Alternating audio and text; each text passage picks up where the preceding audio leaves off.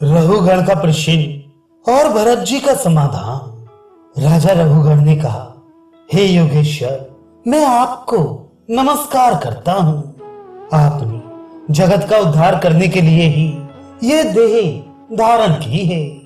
आपने अपने परमानंद स्वरूप का अनुभव करके इस स्थूल शरीर से आप उदासीन हो गए हैं तथा एक जड़ ब्राह्मण के वेश से अपने नित्य ज्ञान में स्वरूप को जन साधारण की दृष्टि से ओझल किए हुए ही मैं आपको बार बार नमस्कार करता हूँ।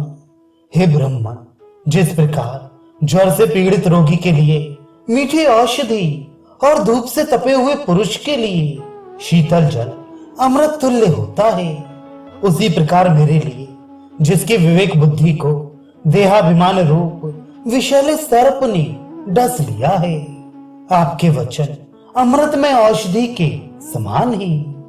इसलिए मैं आपसे अपनी संशयों की निवृत्ति तो पीछे कराऊंगा।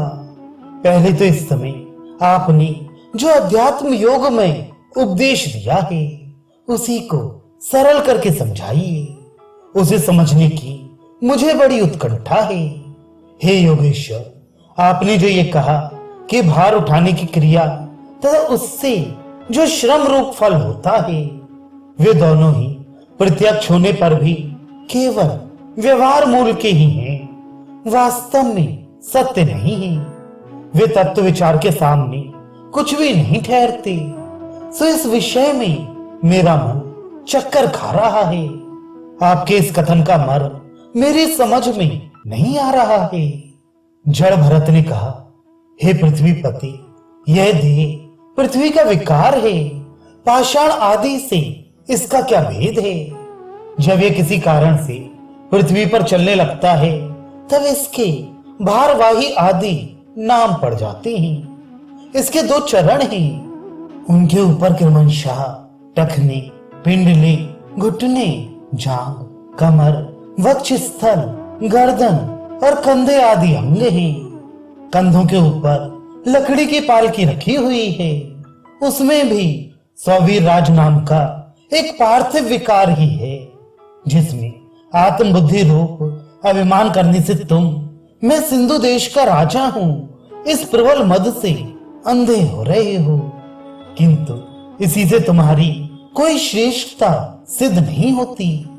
वास्तव में तो तुम बड़े क्रूर और दृष्ट ही हो। तुमने इन विचारी दीन दुखिया कहारों को बेगार में पकड़कर पालकी में जोत रखा है और फिर महापुरुषों की सभा में बढ़ बढ़कर बातें बनाते हो कि मैं लोगों की रक्षा करने वाला हूं। यह तुम्हें शोभा नहीं देता। हम देखते हैं कि संपूर्ण चराचर भूत सर्वदा पृथ्वी से ही उत्पन्न होते हैं और पृथ्वी में ही लीन होते हैं। अतः उनके क्रिया भेद के कारण जो अलग अलग नाम पड़ गए हैं, बताओ तो उनके सिवा व्यवहार का और क्या मूल है? इस प्रकार पृथ्वी शब्द का व्यवहार भी मिथ्या ही है, वास्तविक नहीं है, क्योंकि यह अपने उपादान कारण सूक्ष्म परमाणुओं में लीन हो जाती है और जिनके मिलने से पृथ्वी रूप कार्य की सिद्धि होती है वे परमाणु अविद्यावश मन से ही कल्पना किए हुए हैं, वास्तव में उनकी भी सत्ता नहीं है। इसी प्रकार और भी जो कुछ पतला मोटा, छोटा बड़ा, कार्य कारण तथा चेतन और अचेतन आदि गुणों से युक्त द्वैत प्रपंच है, उसे भी द्रव्य, स्वभाव, आशय, काल और कर्म आदि नामों वाली भगवान की माया का ही कार्य समझो।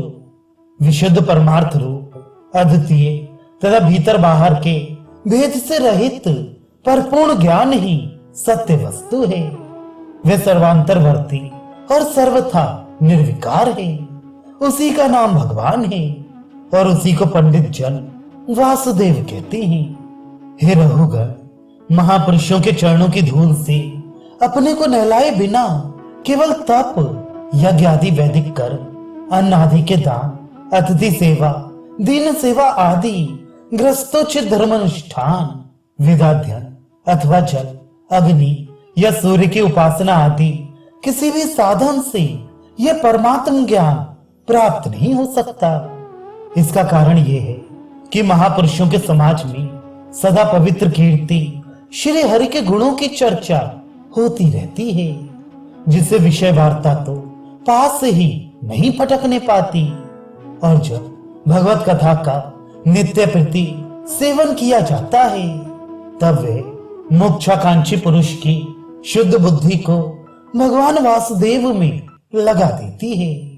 पूर्व जन्म में मैं भरत नाम का राजा था। ऐहिक और पारलौकिक दोनों प्रकार के विषयों से विरक्त होकर भगवान की आराधना में ही लगा रहता था। तो भी एक मृग में आसक्ति हो जाने से मुझे परमार्थ से भ्रष्ट होकर अगले जन्म में मृग बनना पड़ा। हे वे, भगवान श्री कृष्ण की आराधना के प्रभाव से उस मृग योनि में भी मेरी पूर्व जन्म की स्मृति लुप्त नहीं हुई। इसी से अब मैं जन संसर्ग से डरकर सर्वदा असंग भाव से गुप्त रूप से ही विचरता रहता हूं। इसीलिए विरक्त महापुरुषों के सत्संग से प्राप्त ज्ञान रूप खड्ग के द्वारा मनुष्य को इस लोक में ही अपने मोह बंधन को काट डालना चाहिए। फिर श्री हरि की लीलाओं के कथन और श्रवण से भगवत स्मृति बने रहने के कारण वह सुगमता से ही संसार सागर को पार करके भगवान को प्राप्त कर सकता है।